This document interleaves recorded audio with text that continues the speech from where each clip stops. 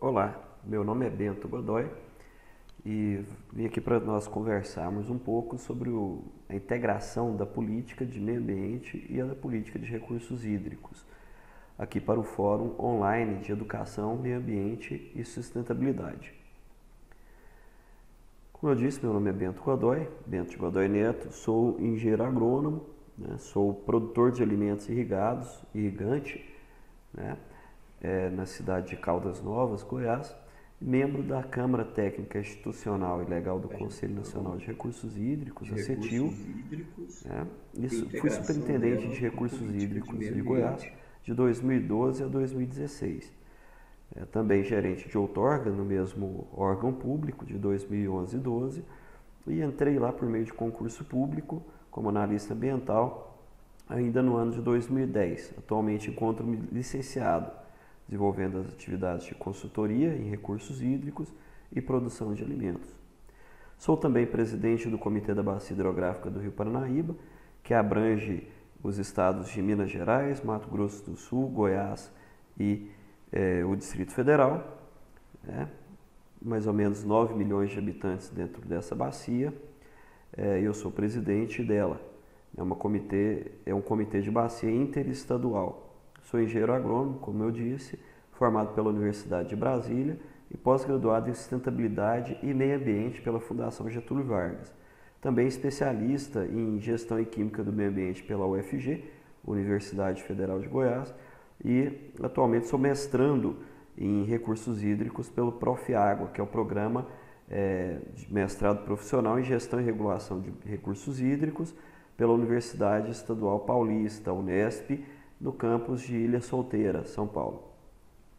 Tenho experiência nas áreas de agronomia e ciências ambientais, com ênfase em gerenciamento de recursos hídricos, planejamento ambiental de bacias hidrográficas, pagamento de serviços ambientais, que é aquele produtor de águas, principalmente, aqui do Ribeirão João Leite, aqui em Goiânia, e tem experiência em agricultura sustentável e gestão de conflitos pelo uso da água também. Estamos à disposição para qualquer dúvida. O meu e-mail é aguasdegoias@gmail.com.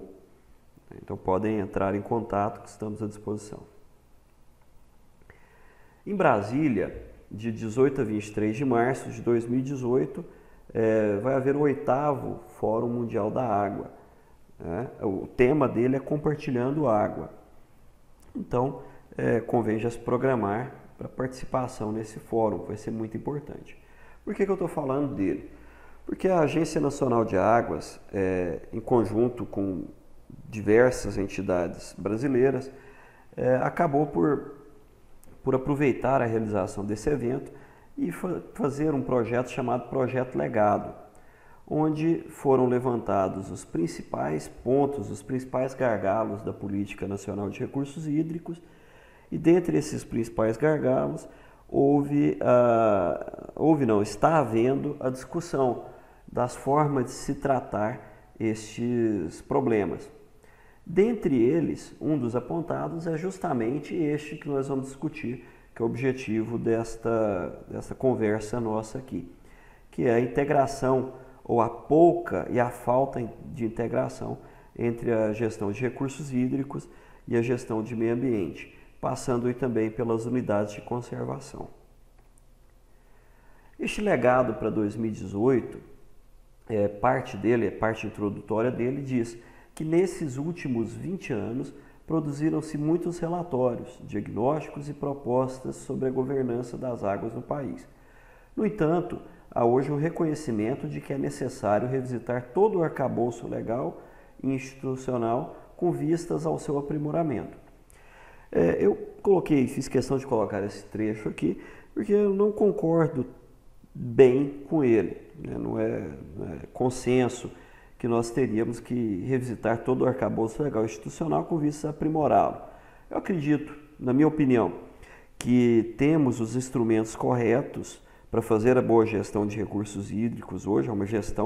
É uma política avançada, é uma política jovem, com seus 20 anos de vida, ela é de 1997, Então, muito jovem, tem os seus instrumentos que nós veremos à frente aqui, Mas eu não vejo que tenhamos que aperfeiçoá-lo ou falar, não, isso aqui não serve, vamos partir para outra. Não, pelo contrário, eu acho que a gente tem que dar condições para funcionar, para que esses instrumentos sejam funcionais. Né? Que no Brasil nós temos muita a característica de partir para outra. Né? Não, essa lei não funciona, sepulta ela e vamos para a próxima. Não, eu acho que nós temos que dar condições, inclusive financeiras, para que esses instrumentos da Política Nacional de Recursos Hídricos funcionem de fato.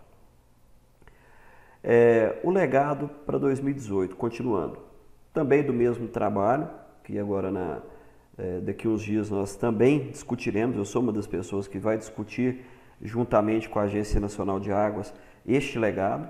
Então o trabalho servirá como uma plataforma adicional para a qualificação da participação brasileira no 8º Fórum Mundial da Água, em 2018, que será uma oportunidade especial para o país fortalecer sua política e gestão das águas.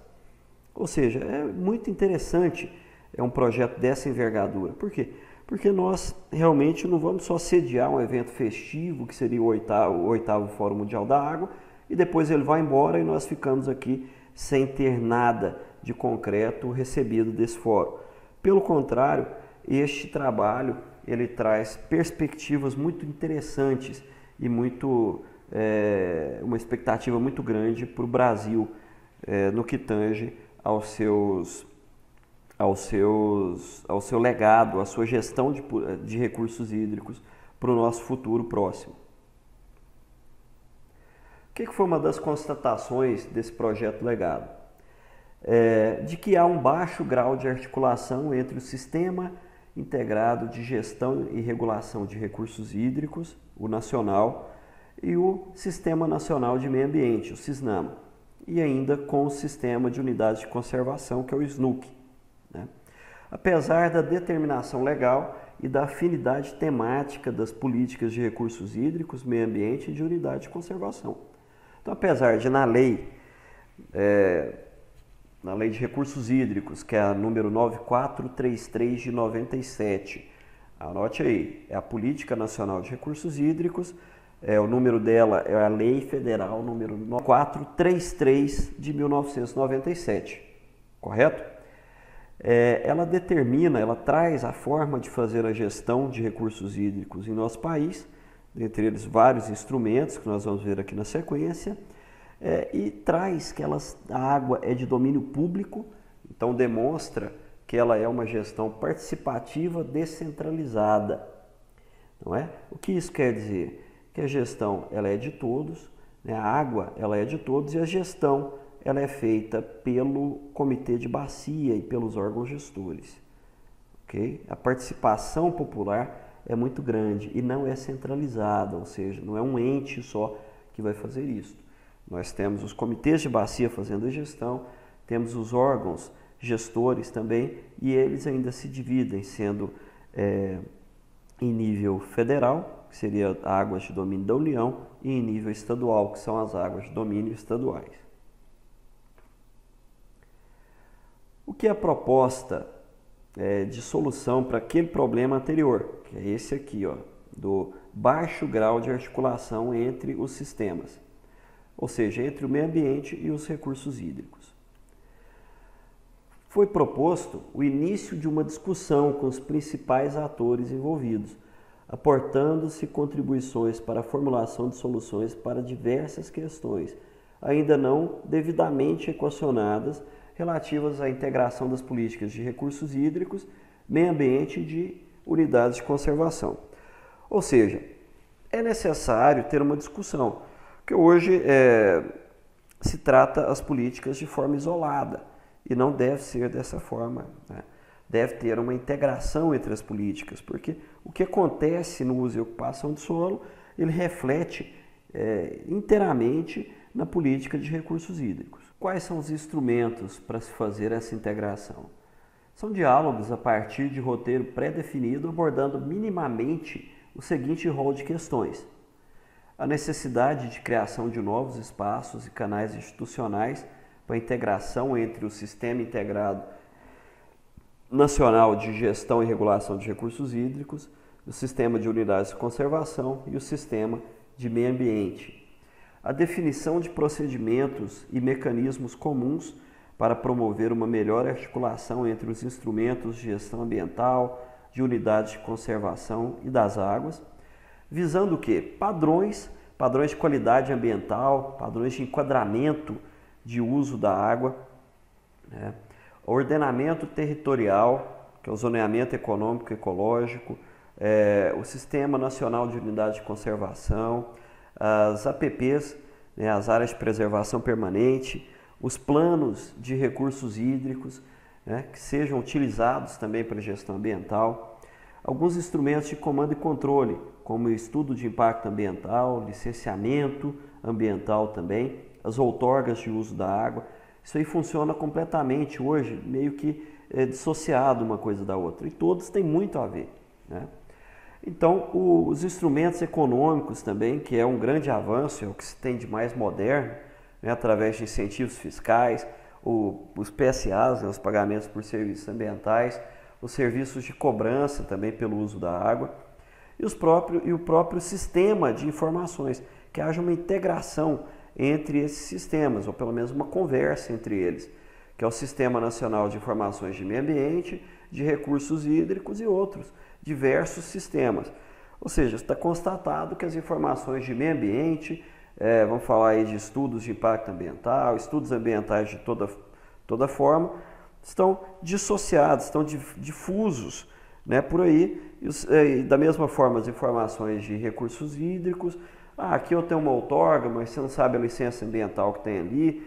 Aqui o uso e ocupação de solo de um município qualquer aí, na questão de plano diretor, está completamente dissociado do plano de bacia, das informações que o plano da bacia traz.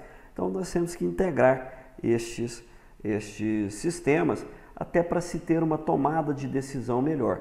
Porque como que você pode ter uma tomada de decisão com informações distribuídas por vários sistemas? Muitas vezes você não tem as informações na mão para poder tomar uma efetiva decisão sobre um empreendimento, ou sobre um planejamento, ou sobre diretrizes de uso e ocupação de solo ou de recursos hídricos. Então, o meio ambiente é um todo. Então, isso é de grande urgência, que é um sistema integrado para gestão e tomada de decisões. As políticas de meio ambiente e de recursos hídricos, elas são distintas. Na de meio ambiente, na de recursos hídricos, você tem aqui instrumentos claramente definidos na política nacional, que é a Lei 9433 de 97. Os estados têm as suas que praticamente são um Ctrl-C, Ctrl-V, uma cópia da política nacional. Cada estado tem o seu, convém dar uma olhada. Aqui no estado de Goiás é a Lei 13.123 de 97 também, que é a política estadual de recursos hídricos. Varia pouco da política nacional.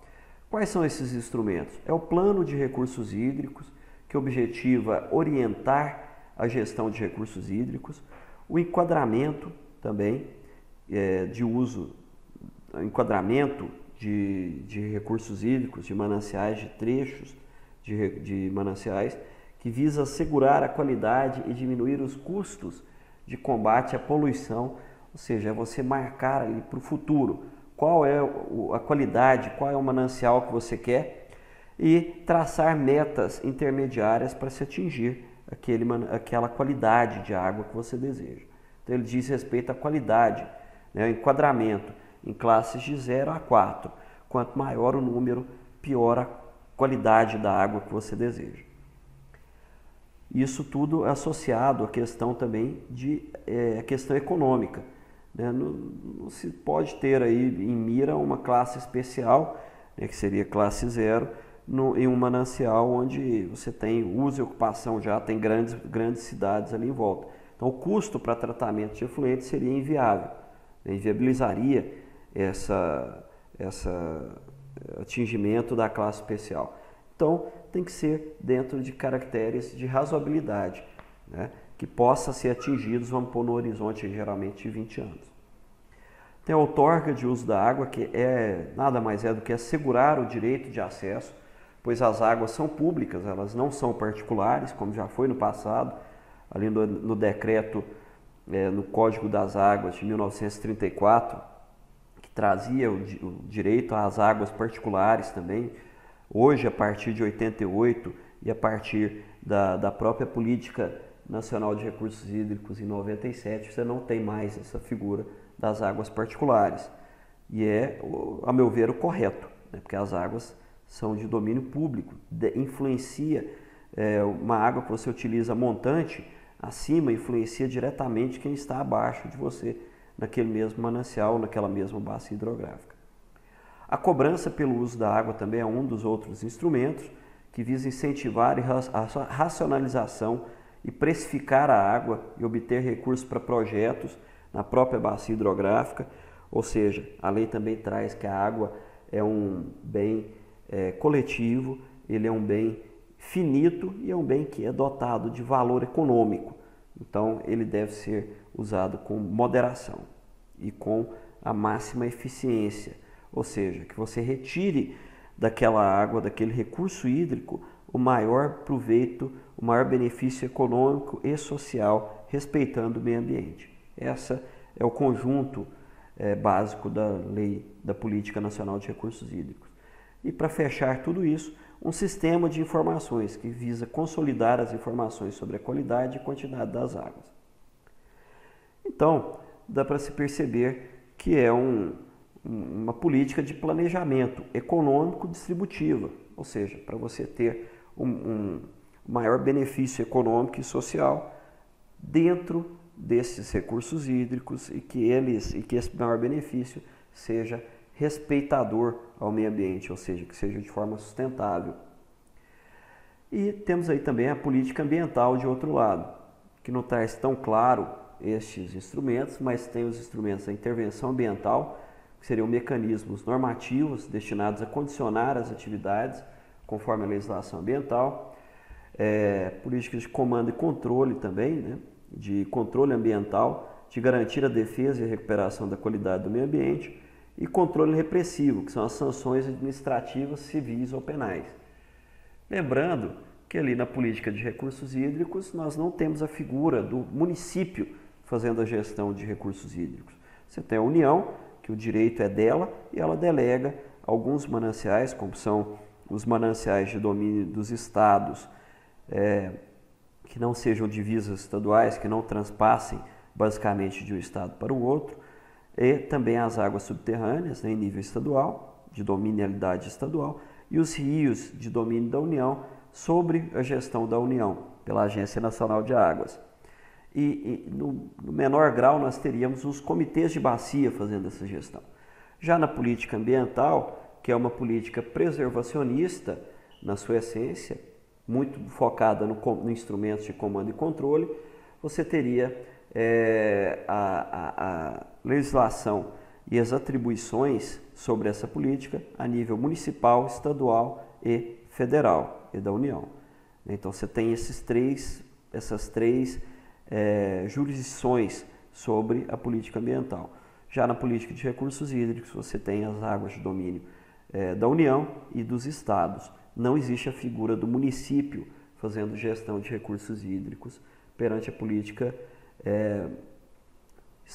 política nacional de recursos hídricos ou que seja estaduais também. Por que isso? Porque a água ela é um bem que transpassa as divisões políticas administrativas. Então a bacia hidrográfica é a unidade de gestão e não o município. Essas políticas são muito distintas. A política de recursos hídricos, ela prevê aqui a compatibilização para o desenvolvimento econômico e social.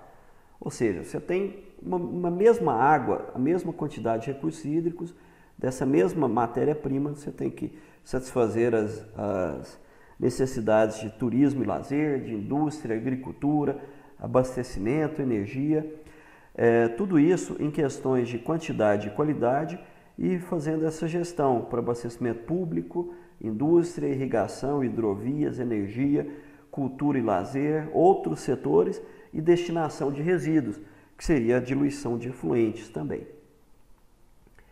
Ou seja, a gestão de recursos hídricos pode ser definida como sinônimo da ação humana de administrar, de controlar ou de utilizar alguma coisa para obter o máximo de benefício social e econômico para além da nossa história pessoal e única.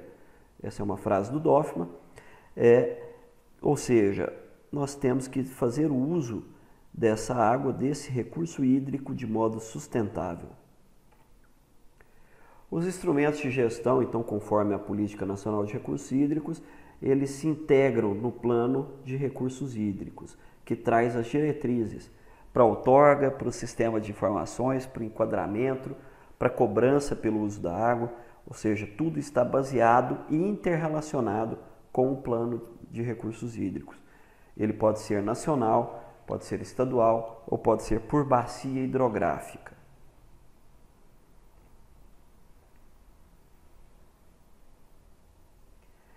O que tem dentro desse plano? Ele traz estudos, a situação atual, que é o diagnóstico, a evolução dos usos, que é o prognóstico, traz também o uso e utilização do solo atual, o uso e ocupação do solo, a participação popular é uma das premissas deste plano, traz os planejamentos setoriais da agricultura, da indústria, do abastecimento público, diversos outros, com vias a garantir os recursos hídricos em quantidade e qualidade.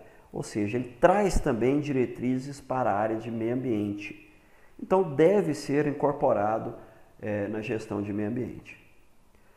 Os objetivos desta política de recursos hídricos é trazer o balanço hídrico, a gestão da demanda e racionalização de uso, recuperação, conservação e manutenção de quantidade e qualidade dos recursos hídricos, identificação de fontes poluidoras, a proteção dos mananciais, recuperação de APPs, cercamento, tem muito a ver com uso e ocupação do solo também, a identificação e mitigação dos conflitos de uso da água, por seu uso múltiplo, a multiplicidade de uso é uma das características da política, a avaliação e prevenção de eventos críticos, cheias e secas, e a identificação de problemas relacionados à recuperação, conservação e manutenção da quantidade e qualidade das águas. Ok? E a de meio ambiente? A promoção de práticas sustentáveis, a avaliação dos ecossistemas aquáticos, identificação dos processos erosivos decorrentes do uso inadequado do solo, avaliação do desmatamento de áreas de preservação permanente, avaliação da infraestrutura de saneamento, tudo isso está dentro do plano de recursos hídricos. Então é por isso que a gente defende que eles sejam utilizados para a gestão ambiental também. É um dos instrumentos de integração entre esses usos, entre essas políticas. Então a água ela deve ser vista como um recurso natural de grande valor socioeconômico, imprescindível ao desenvolvimento das sociedades, dando um direcionamento do processo de gestão como algo necessário para a garantia de insumo à produção e à natureza. Ou seja, a natureza na política de recursos hídricos ela é vista como um uso, como um usuário de água também. E é o correto, ao meu ver. Bem como para a equalização de conflitos de uso entre os vários usuários. A água ela é gerida por bacia hidrográfica, mas dentro dessa bacia hidrográfica nós não temos só os rios, só os cursos d'água, só os mananciais, só os lagos. Essa política ela envolve também, ele tem território, e esse território ele pressupõe a gestão de meio ambiente. E ali dentro também a política, as divisões territoriais, os municípios, os estados, tudo isso impacta na gestão de recursos hídricos. Vamos falar que um prefeito pegue e utilize ele pegue aqui nessa região aqui, por exemplo, e expanda esse município aqui para cá. Ó. Vamos falar que ele pega e começa a ocupar aqui e seria uma área de preservação, uma área onde você tem uma recarga dos aquíferos, onde você tem a possibilidade de carreamento de solo para cá, para dentro desse manancial.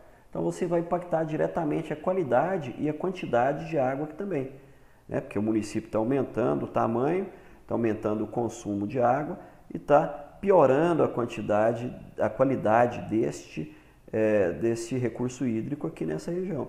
Vocês viram que o uso e ocupação de solo, que é de responsabilidade municipal, então a Câmara de Vereadores e o prefeito que vão definir sobre isso, vai impactar diretamente aqui o manancial, né? Questão de qualidade e quantidade.